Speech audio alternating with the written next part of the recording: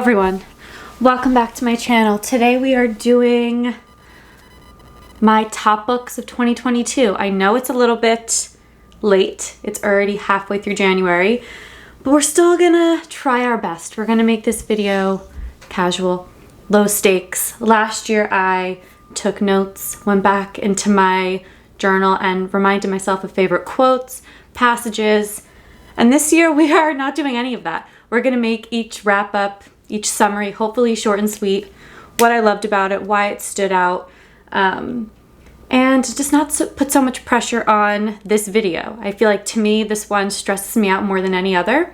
But let's get started. I have my Blank Street coffee. Please grab a beverage. We are gonna make this short and hopefully sweet and talk about fabulous books.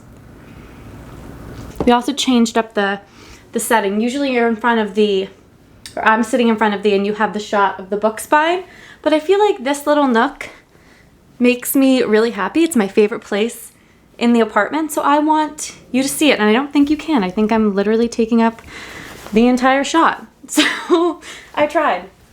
All right, let's get into the books. The first two books in this stack I read in January. They were the first books that I read. One was literally the first book I read of the entire year, and it stuck with me. It rocked my world.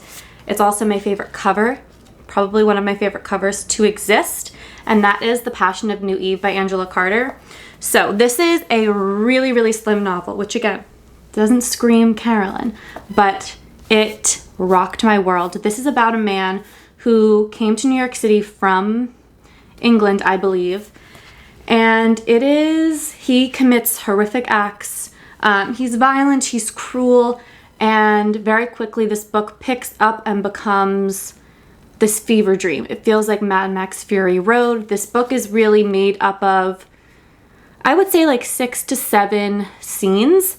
They feel like you're inside of a kaleidoscope. The writing is gritty, it's dark, it's bodily, it's beautiful. The prose are immaculate.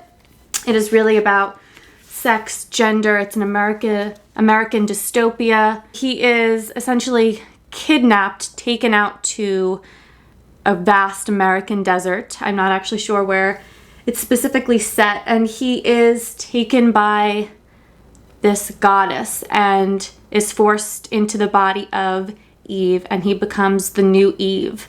I would reread this book in a heartbeat, and I think I really actually need to, specifically thinking about how I would describe it and recommend it. The feeling that it left me with is a fever dream, absolutely incredible writing, and really packs a punch and has so much to say in a really slim bite. So I really need to go back and reread this one, but to me this cover is magic. So highly, highly, highly recommend. Then I feel like I shouldn't be going in order, but that might be the way it's laid out. Another book that I read way back in January that made it to this list is Vita Nostra by the Dyachenkos, so by a couple. This is, I believe, a Russian novel. It took me by surprise. And I feel like I had heard about this book and seen a lot of things about it, but where the book went became really meta, and odd and uncomfortable. This is about a young girl named Sasha. I believe she's like 16 or 17, but I could be wrong. She is on vacation with her mother on a summer holiday and starts being stalked and approached by this odd man who gives her a task, and the task is to go into the sea at like 4 or 5 a.m. every morning, and when she does that, she starts vomiting coins, and that's really where the book becomes odd. I feel like this book kind of creeps up on you. There's a lot of grasps and ties to reality, and I think the largest part of that is her relationship with her mother and her family. That's like her saving grace. That's her normal, that's her life. But she is swept up into this university life. The university is odd. All of the kids have been rounded up, and she's not sure what she's there for, what she's learning. But the classes become physical, daunting, exhausting, and they invade her mind. And I think what this book did so well is balancing the fact that she's like this young girl with normal young girl problems, fears, insecurities, feeling like she's being replaced in her family life, and then flip to her being taunted and berated and abused by these professors in different ways. But she's also the star of this university, and she doesn't even know why she is. And the way this book ended, I actually want to read just like the last 50 pages. It became so out there, and the ending felt really profound and beautiful. And if you like go back to the first 10 pages of this book, it feels like you just went there. You don't even know how you got there. And I loved this. It felt claustrophobic and sad, but I thought it was really, really brilliant, and not the normal girl is special and goes to a university and she becomes like the best student. It really did something different. Oop. We'll go here because this book really holds a very special place in my heart. You know that Piranesi is my favorite book out there. It's a very special book to me. It has a really special place in my heart. And I could not wait to read the other Susanna Clarke that is out in this world. This is Jonathon Strange and Mr. Norrell. Could not be more different from Piranesi. First of all, it's massive. I listened to this book. I largely listened to it. And it took me, I would say months to get through this whole audiobook. This is set in the 1800s in England during England's war with France. I believe the Napoleonic Wars. Yes. And we're introduced to Mr. Norrell, and he claims to be the last magician in England. He is bringing magic back to England because there is this really fun dichotomy between theoretical magicians, who are the men who study early English magic, and then there are practical magicians, and Mr. Norrell claims to be the last. And one of my favorite memories of this book is the opening scene, or it might even be like a couple of pages in, but when Mr. Norrell is proving to this group of like stuffy old theoretical magicians that he can still practice magic. And that was such a fun scene. But this book, really, like that opening bit of being introduced to Mr. Norrell is almost like one little piece of this huge book. It's really, the backdrop of the war really becomes a big part of it. And then we are introduced to Jonathon Strange, and he is also a magician. He is at the beginning mentored and taught by Mr. Norrell, but they have very different opposing views of a magician's role, how bold they should be, what they should use their magic for. They both become invested in the war. And some of those scenes where Jonathon Strange is involved in the war, and this visual of a fleet of ships actually being made of water droplets and disintegrating, and it's all an illusion. But how I described this book when I first talked about it, I think way back when, is that it feels like a treasure chest of a book. There's pockets within pockets within pockets of little stories. There are African princes and fairies who come back to life. We're resurrecting the dead. This book, the synopsis doesn't do it justice, but I think that's the fun part, that you are just absolutely swept away in this world, in these characters. The writing feels whimsical and odd.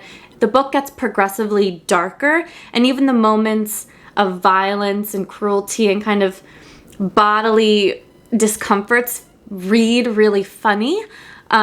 There's such like humor and wit to this book, but at the same time it's really thought out. It's perfectly plotted and paced, and that's saying something because it's a almost 900 page book. At no point was I bored. I always couldn't wait to put this back on.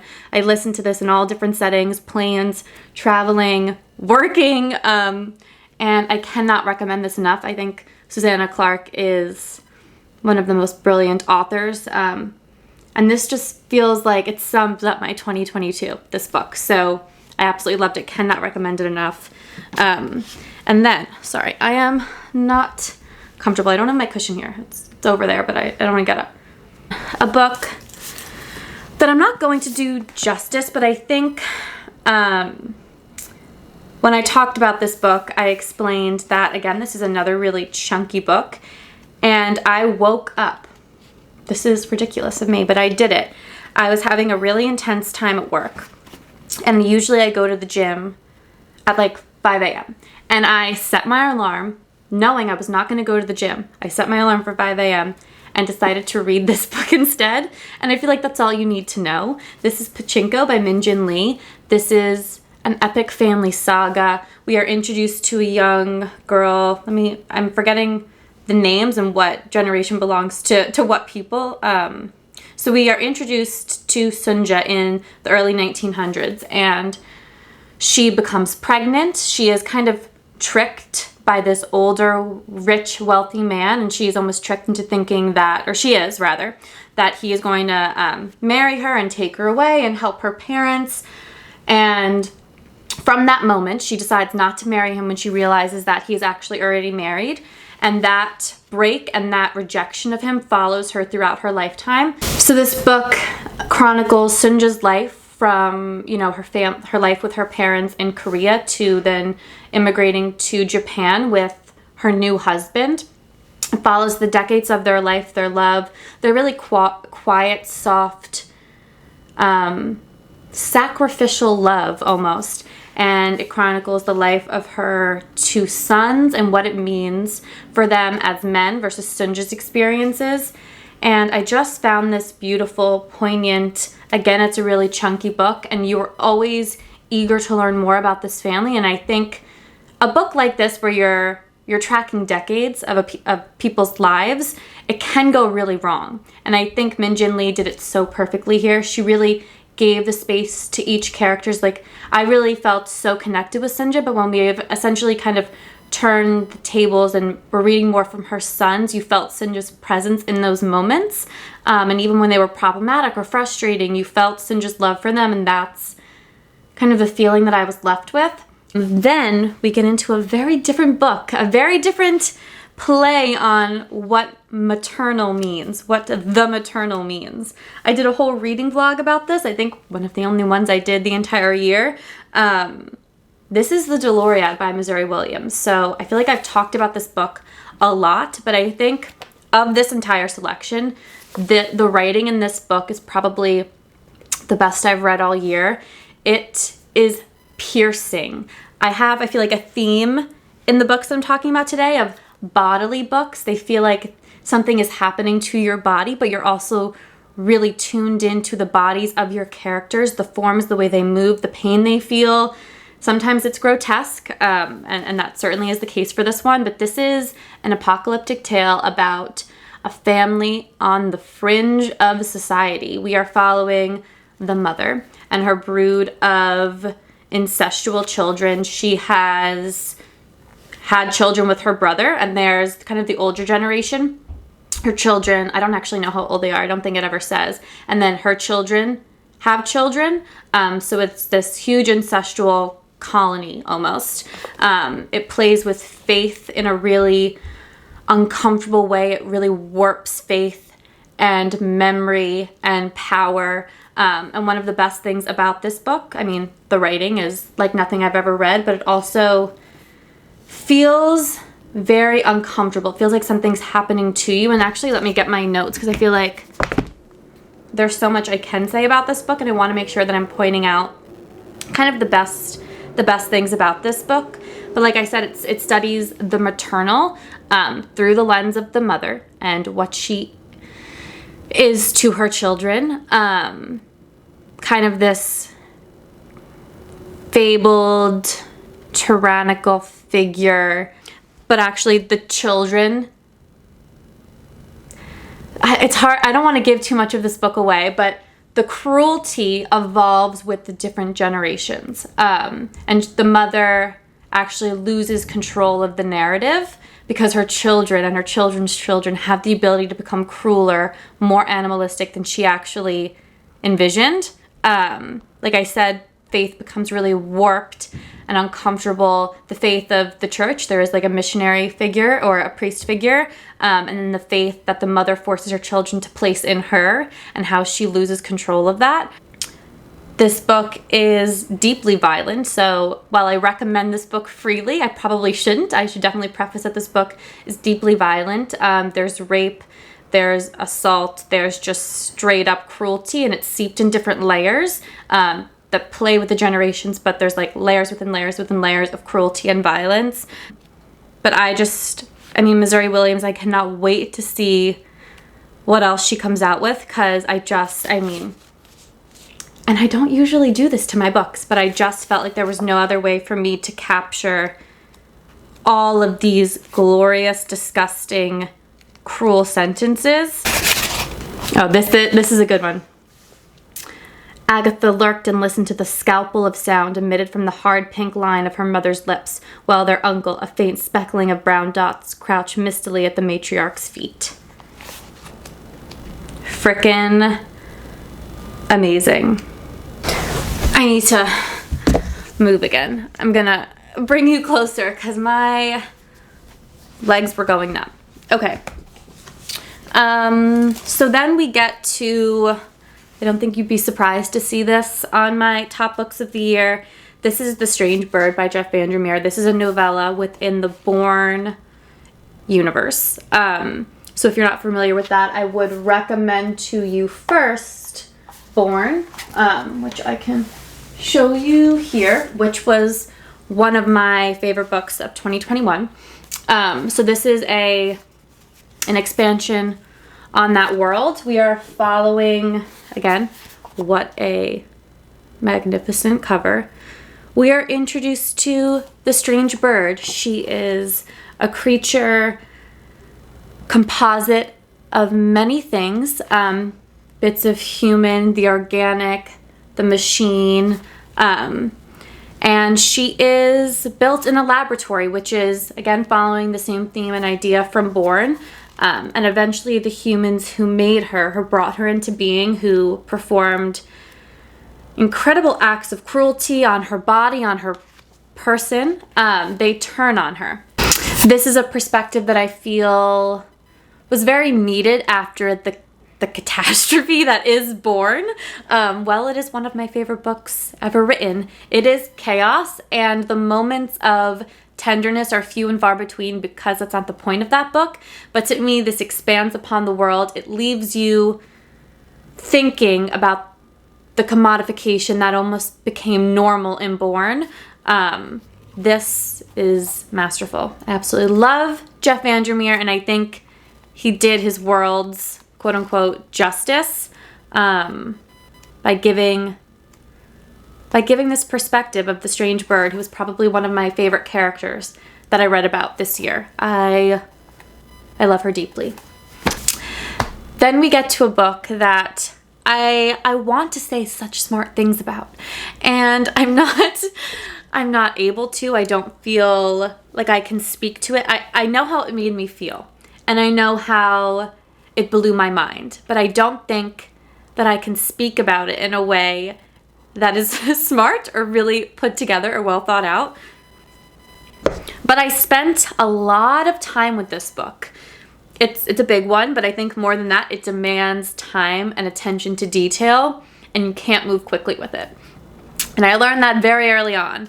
Apologies, my card was full.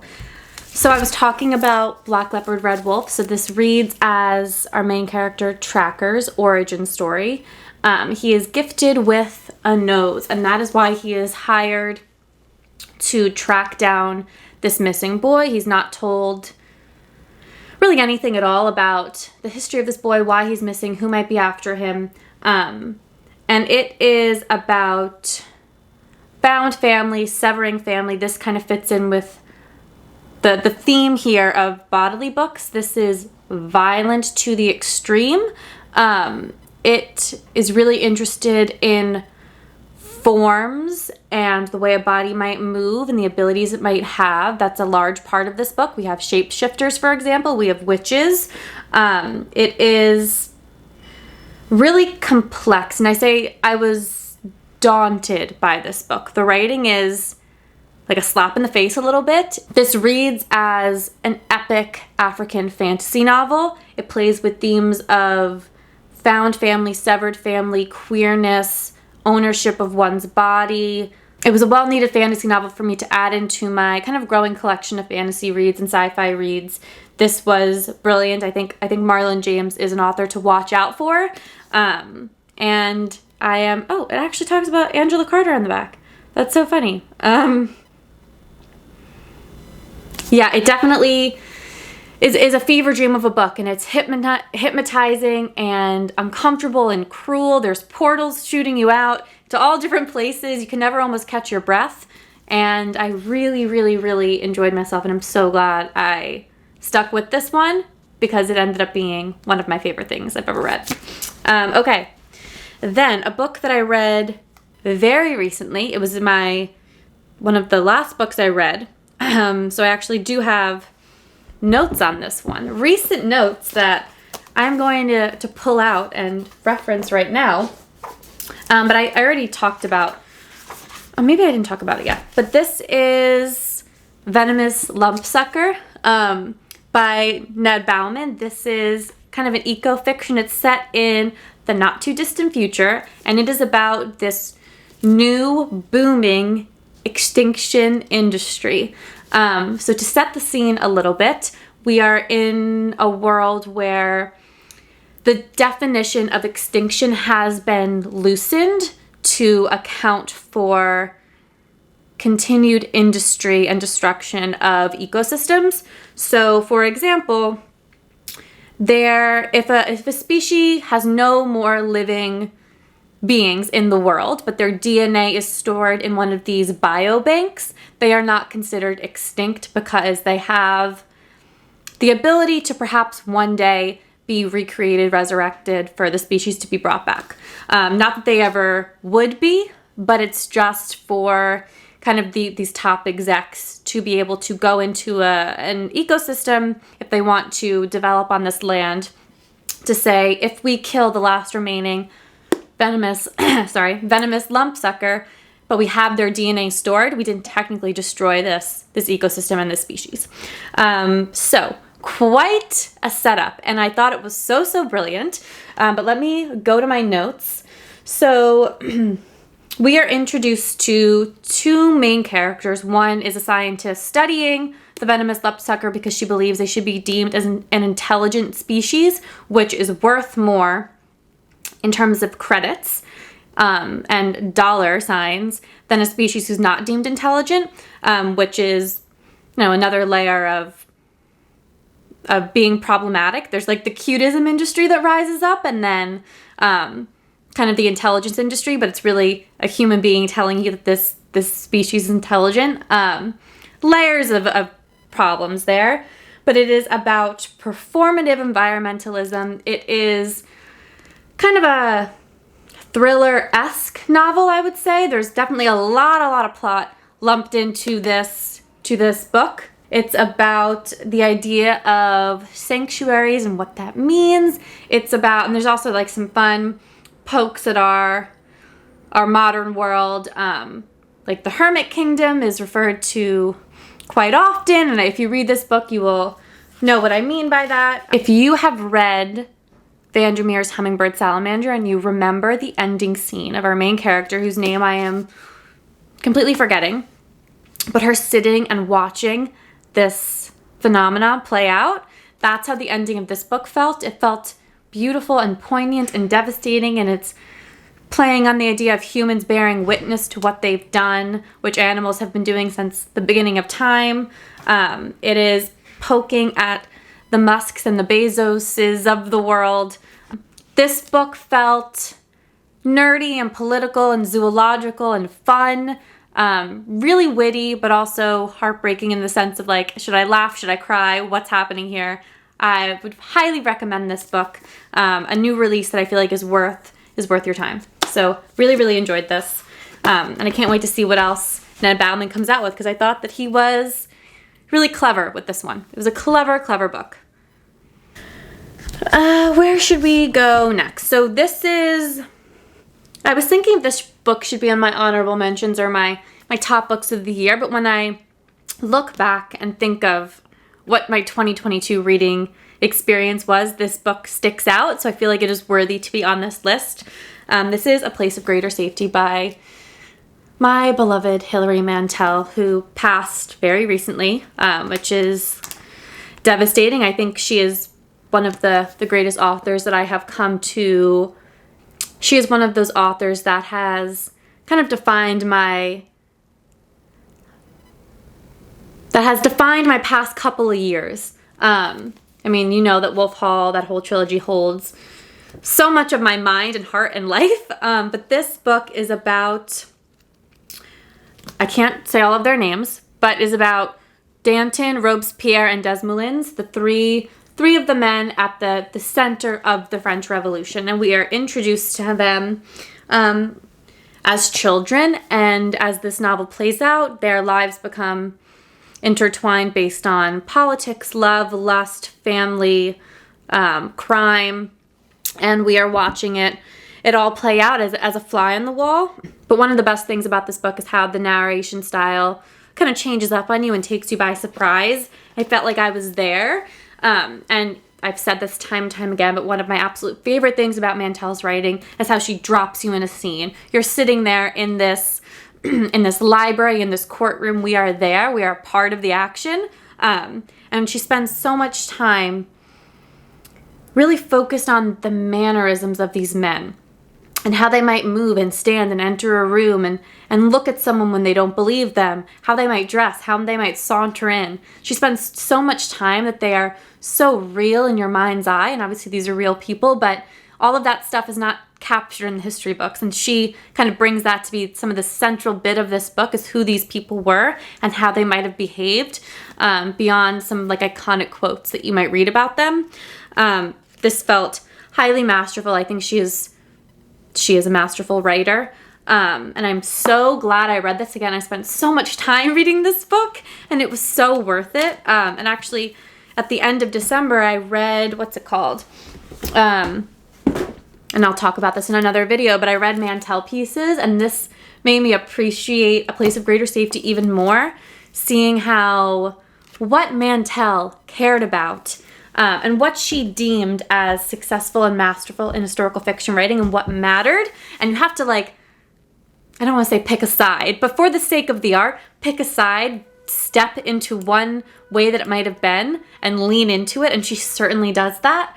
And you can always count on Mantel to be highly researched. She knows what she's talking about, but I think more than that, she is persuasive in her characterization of these men. And she makes you feel like this is how they were, this is how it was.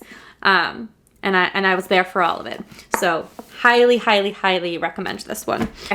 This is going to be the last time my card is full. We are wrapping up. We are approaching the end. But this should be no surprise. The Marriage Portrait by Maggie O'Farrell. This is a book that speaks to every part of me as a reader. She got here. This is set in 1550s Florence. We are following Lucrezia de Medici, which, bing, bing, bing, all of the alarm bells in my brain are going off. I needed to read this book. It is about her untimely death. She is believed to have been murdered by her husband. She was married off to him at like 15 or 16.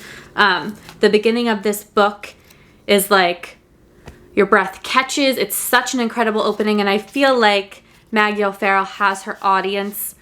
She knows who she's writing for. She gets us with those opening scenes, like even in Hamnet, of Hamnet running around his empty house. She gets you, and then she makes you fall in love with these people. The writing in this was absolutely glorious. You feel like you're there in the palazzo in Florence. You feel the autumn leaves going through the different rooms. The windows are thrown open. You feel like you're there. It's also very much about this young girl, this young Lucrezia, and her adolescence, or her feeling of discomfort and of wanting love, and her mother's love and warmth.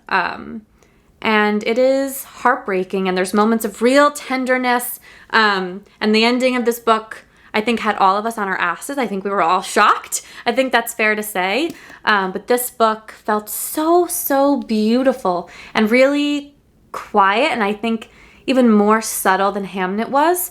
But I fell deeply in love with Lucrezia. You know I will read anything set in the 1500s Florence. I mean, Lent, anything about the Borgias, anything about the Medicis. But this brought it back to, there's a lot of cacophony around these infamous figures, and it brought us back to this like young 14, 15, 16-year-old girl and what happened to her. Before we get into my best book of the year, let's quickly do my 3 honorable mentions. First, Lapvona by Ottessa Moshfegh, a medieval romp, grotesque, bodily, glorious, hysterical, scathing. Then the Rosewater Insurrection by Thompson. This is the second book in the Rosewater trilogy, or the Wormwood trilogy. What is it even called? Brilliant, sci-fi, transformative, invasive, bureaucratic. Really, really, really well done. And I can't wait to read the last one. Then this is not a true honorable mention, but if I don't mention it, it would be a lie. It probably is my favorite book I've read all year, but I don't want to add it to the list because I have read it before, and that is Piranesi. I will read it again probably very soon. This book is everything to me. So Piranesi. Then let's just call it what it is. This is probably my favorite book of the year, and it is out there and wild and fun and nerdy and scientific and has me obsessed with wings. Perdido Street Station by China Mieville. This, I don't even know where to start with this book, and I don't want it to be too long-winded, but this is set in the crumbling, decrepit, violent, glorious city of New Crobuzon, and we are introduced to a handful of characters. One, a kind of crazed, brilliant scientist man who gets himself in a world of trouble by unleashing hell on the city of New Crobuzon. We follow, it's about race and different pockets of a city, what being in a city means. It is again very tuned into bodies, forms, the study of a body, the study of this alien terror that is flying around New Crobuzon. And I don't really want to say anything else because I feel like I've talked about it ad nauseum at this point. But this book was so well done. I feel like New Crobuzon was painted before our very eyes. The writing is gripping and gritty, and really quite dark, but really paints this crumbling, smelly, swarmy New Crobuzon. And I think this book is highly plotty, so you will be taken beyond your wildest expectations. It was this dreamlike hellscape. All the beings were really written so well. They're so vivid. And this book holds a very special place in my heart because I feel like I found a new author to read all of his work. I've already picked up The City and the City, but I feel like I found a new author that I want to read everything by. I'm obsessed with eco-fiction. You know this. I'm so into the speculative and the weird and the odd and the grotesque and the nerdy. And I feel like this book kind of captured it all with the steampunk edge that you know I'm not well versed in, so I'm not going to focus on that part. But I was blown away by this book. This book really like blew my mind wide open. Because you are really taken to every little pocket of New Crobuzon. Like one of the coolest parts, and this is one of the smallest bits of this book, is where the cactus people live in New Crobuzon, and this dome. I just thought that was like the coolest description. It's really interested in guilt and betrayal and punishment, and how a body can be punishment. So I loved this book. So I am gonna go, but thank you all so much for watching anything and everything this year. I appreciate it. I will be here more. I will show up better. That's my goal. Show up better. That doesn't always mean more often, but I hope it's a mix of the two. But let me know your favorite book of 2022 and convince me that I should also read it. That's the goal. But thank you all so much, and I will see you very soon. Bye, everyone.